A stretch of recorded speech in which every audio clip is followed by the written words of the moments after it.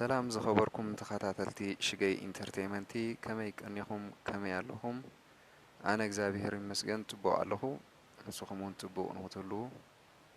بعد ملو تسفاي مباركس نلو معنتي قريب لكم زلخو فيديو دي في كلتشهن اسران حدن كما يغيرنا تشيك نقبر بتحنا ناي بتحنان كالون انا اشو حبريتاتات ويقطعتات كنا مالهم زلنا سلازلو نعوم مبرهي كهبكمي سناي مكتتال أركز سناي لو معمت دي في كلتشان إسران حدن كم سي زفلت أنا كود حرابي لي زا فيديو دي صراحة له على شدي شور حشديش كلتشان إسران حدن يو تزرقهو ويتزبي كفلت تلينكي تزرقه مالتيو USA امباسي أو أديس أبابا كم زبولون أنا أشرح حبريتات أبزلوا نأن حلف قبلني بنطر كرداكم كفتني أوكي أبز تحتي انتهي بلنا له be careful of fake emails develop result and never revalid an email application can only check this status at بجاك هذا لينك زي كابزا لينك زي وطعي قال ناي حسوتات لينكي ويدا أما فيك لينكي سلوزخونه أبزا لينك زي أمتيخم تشيك نخت قبرو ويدما أبزا لينك زي آتيخم تلاي تي كونع ريزالتناتكم كتفلتو خام التخولي أبزا دحبرنا دلو أبزا تحتيقون do not share any personal details publics on social media بلنالو يتصحنا أي تصحنا اتناتنا confirmation number خونو اتناتنا كالي حبريتاتات ويتناتنا دوكمنت أبزو خونو social media شر أين قبرو أب كالي نقراتون أين يونسب كوميتات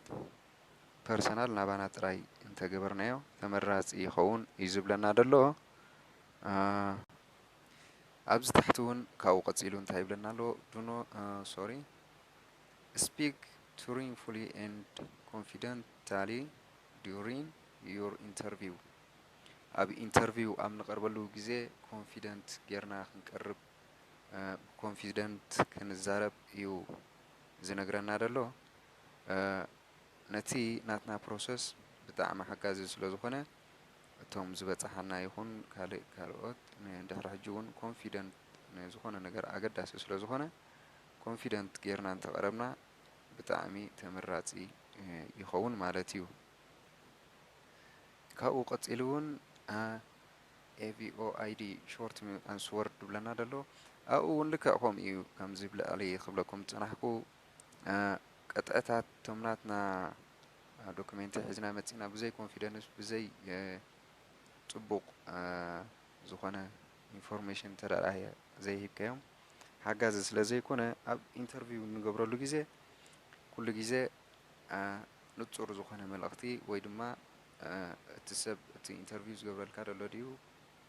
كالديو بنتصور كردا أكابز خيل جيركا ختزارب وي كتبرو حلو كم زلكايو زنقرنا دلو أبز تحتيون بناتو تمساسال انتهي بلنا لو زخنا فيك زخونو ورقاقتي حيسكا خدمت كم زي بالكا انت رأت قبيلو مها كم تي سخا قطعت هالزملاء كامي جمرا خدمو لو خلقاتي انترفيو كوم زدما اتناتكا دوكومنت ويتناتكا ورقاقتي تقروي كوخون كم زلو زخونة زت أراتر وي نعوم أب كم زي فرق يزخون أتحساس باخ قبرو كم زي خل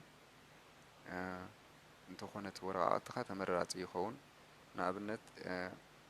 ديجري زي بالكا ديجري لني الكاملي كات نحمو تورقت أوريجينال كتروح بيت خلن في كاسرح كاتمت بخومو زي عينت أسرارها وإذا عينت ورقاقتي قبولا يكونن أنتو يونا أفتنا أفتي جوجل آتي أفتنا USA ኤምባሲ ኣሜሪካ ኣብ ዝረኣኽቦ ክሳብ 10 ዓመት ናብቲ ዓዲ ንኸይትኣቱ ዝእግድ ሕጊ እውን ኣለዎ። ከምዚ ዓይነት ወረቓቕቲ እንድሕር ደኣ ፀኒሕካ ማለት እዩ። ድሕሪኡ ደሎ እንታይ ይብለና ኣሎ? do not claim children if you are not your own unless legally adopted። እዚ እውን ልክዕ ተመሳሳሊ መጠንቀቕታታት ወይ ድማ ክትፈልጥዎ ስለ ዘለዎ እቲ ሰብ ኣብዚ ዘርጊሖሞ ደለዉ ቆልዓ ኣለኒ ኢልካ መዝጊብካ ትፀንሕ ሃብቲ ናትካ ፎርም እሞ ምስ ዘይህልወካ ወይ እውን ዝኾነ ቆልዓ ክተምፅእ ትኸውን ዘይውላድካ ብዝኾነ ዓይነት መሳርሒታት ይኹን ወይ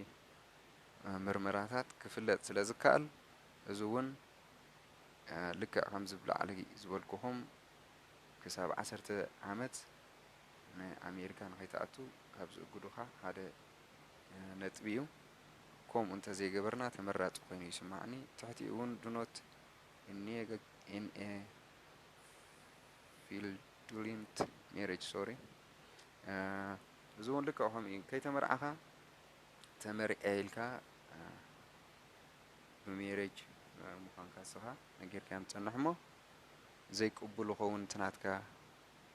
ወረቐት ወይ ናትካ ፕሮሰስ ብዝኾነ ነገር ይሰናኸል ማለት እዩ።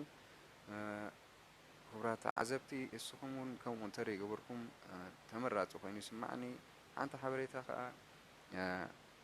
ቅድሚ ናብቲ ቸክ ምግባርና ቸክ ጌርና በፂሕና ይበፅሓና ምስ ፈለጥና እንተዳ ደይበፅሕና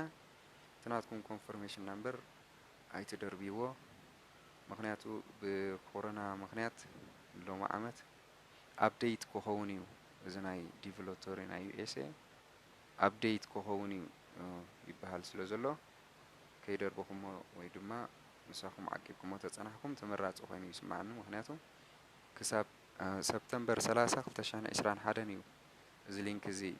ኤክስፓየር ዝኸውን ጌና እዩ ወርሒ 9/30/2021 ክሳብ ሽዑ ኣብዴት ስለ ዝኸውን ተፀኒሕኩም እንተፈተንኩሞ በፂሕኩም ኣይበፂሕኩምን ቸክ ተገበርኩም ዝፅላእ ኣይመስለንን። ኦኬ ሕጂ ዳይሬክት ናብታ ኣመላልኣ ክወስደኩም እዛ ሊንክ እዚኣ ብጀካ ዘይኣ ሊንክ እዚኣ ኦሪጂናል ኣይኮነን ካልእ ፌክ እዩ ይብለና ስለ ዘሎ ብዚ ልክዕ እውን እታ ሊንኪ ንሰያ ኣብዚኣ ክሊክ ክገብር እየ። ኦኬ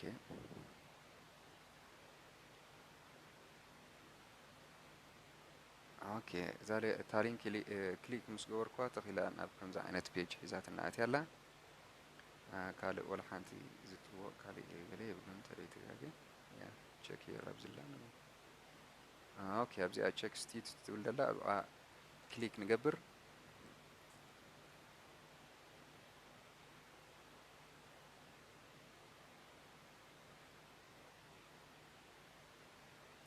ኦኬ እታ ቸክ ስቲት ትብለና ፀንሐት ክሊክ ምስ ገበርናያ ናብ ከምዚ ዓይነት ፔጅ እትያትና ኣላ። ልክዕ ነዚኣ እውን ኮንቲኒው ንብላ ሶሪ ኦኬ እሳ እታ ኮንቲኒው ክሊክ ምስ ገበርናያ ተኺላ ናብዚ ፔጅ እዚ እትያትና ኣላ። ኣብዚና ንመልእ ማለት እዩ። ሕጂ መጀመርያ ቁጥሪ ሓደ ኣብዚ እንታይ ይብለና ኣሎ? ሕጂ ኮንፎርሜሽን ናምበር ካ ኣብዚ እትዎ እዩ ዝብለና ደሎ። እቲ ዲቪ ናትካ ዝመላእ ከሎ 2021 ኢሉ ጀሚርልና ኣሎ። ያ 2021 ይድብል ወላ እቲ ናይ ኮንፎርሜሽን ናምበርና መፀና ድሕሪ ኤክስ ኤክስ ዝብል ኣሎ። ኩለን ጠቕላላ 16 ናምበር እየን። ልክዕ ኣብዚኣ ንእትወን ከይተጋገና ማለት እዩ። ካልኣይ ስቴፕ ናብዚ ምስ መፃና ላስት ፋሚሊ ኔም ይብለና ኣሎ። ንዓ እውን ልክዕ ላስት ፋሚሊ ኔም ኣብዚኣ ሹም ኣባሓጓኻ ትእትዋ ማለት እዩ። ከምታ ስፔሊንግ ከይተጋገኻ ኣብዚኣ ልክዕ ትእትዋ። ሳልሰይቲ ስቴፕ years of birth ትብላላ ዋይ ጌርልና ኣሎ ብዚ ታሕቲ ኣብዚ እዚ ከዓ መዓስ ዓመተ ምህረት ከም ዝተወለድካ 1900 ክንድዝን 1800 ክንድዝን ክኸውን ይኽእል ከምቲ ናትኩም ዝተወለድኩምሉ ኣብኡ ኣብዚ ቸክ ንገብራ ማለት እዩ። ካብኡ ናብዚ ታሕቲ ምስ ወረድና ኮድ ሂብና ኣሎ WDUN መፂን ኣሎ ኣብዚ ሕጂ ንዓይ ነዚአን ልክዕ ከምታ ደለውአን ካፒታል ሌተር እንድሕር ኮይና ካፒታል ሌተር ስሞል ሌተር ተኮይኑ ድማ ስሞል ሌተር ከምኡ እንዳገበርና ኣብዚኣ ምስ እተና ልክዕ ኣብዚኣ ሳብሚት ካንስል ዝብላ ኣሎ ብታሕቲ ሳብሚት ንብላ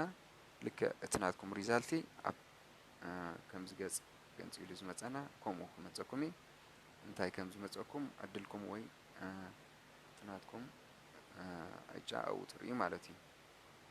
ካልእ ኮንፈርሜሽን ናምበርኩም ዝረሳዕኩሞ ወይ ዝጠፍኣኩም ካልእ ኮንፈርሜሽን ናምበርኩም ዝረሳዕኩሞ ወይ ድማ ዝጠፍኣኩም ሰባት ክትህልው ትኽእሉ ኢኹም ጠፊእነ እንድዩ ብኸማይ ቸክ ይገብር ኢልኩም ኣይትጨነቑ ኣብዚኣ መጀመርያ ደላ ኣብዚ ኣብ ታሕቲኣ ፎርጌት ኮንፈርሜሽን ናምበር ይብለና ኣሎ ኣብኡ ክሊክ ንግበር ኣብኡ ክሊክ ምስ ገበርና ተኺሉ ናብዚ ክእትወና እዩ እዚ መዓስ ዓመተ ምህረት ከምዚ መላእካ ትናትካ ፕሮግራም እዩ ዝብለካ ደሎ 2020 2021 ንብላ ኣሎ 2020 እዩ ተመሊኡ ኦሬዲ 2020 ክሊክ ትገብርዋ ማለት እዩ ልክዕ ከምዚ ካብኡ ካልኣይ ስቴፕ ናብዚ መፂና ኣሎ ላስት ፋሚሊ ኔም ይብለና ኣሎ ብዚ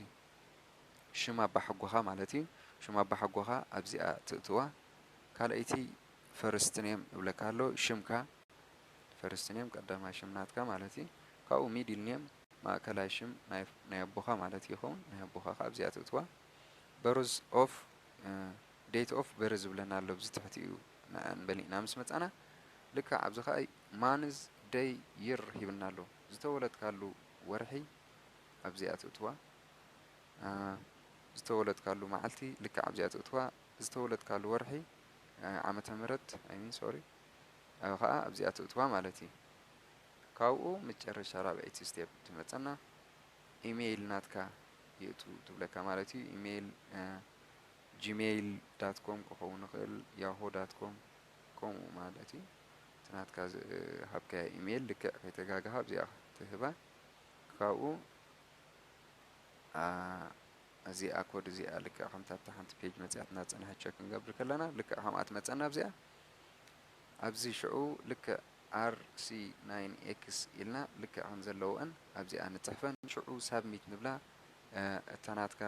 ቻንስ ወይ ድማ ትናትካ ሪዛልቲ ይመጸካ ማለት እዩ ግን ከይተጋግሆም እቶም ኮንፈርሜሽን ናምበር ዘጥፋእኩም ከይተጋግሆም ማለት እዩ ከምኣ ጌርኩም ዘኪርኩም ብምንታይ ከም ዝመላእኩሞ ቸክ ትገብሩ ማለት እዩ ኦኬ ናይ ሎሚ መዓልቲ እዚኣ ትመስልታ ቪድዮ ዘዳለኽዋ ዝኾነ ሓበሬታታት ወይ ጌጋታት እንድሕር ኣለኒ ኣብ ኮመንቲ ጸሓፉለይ ስለ ዝተኸታተልኩምኒ ብኽብሪ የመስግነኩም ኣብ ቀጻሊ ዓማዊል ናይዛ ቻነል ተኸታተልቲ ናይዛ ቻነል ንኽትኮኑ ድማ ሳብስክራይብ ግበሩ ዘይተረዳእኩም ነገር እንድሕር ኣሎ ድማ ኣብ ታሕቲ ኣብ ኮመንት ጸሓፉለይ ሰላም ወሰናይ ንዓኹም ይምነ ሰላም መዓልቲ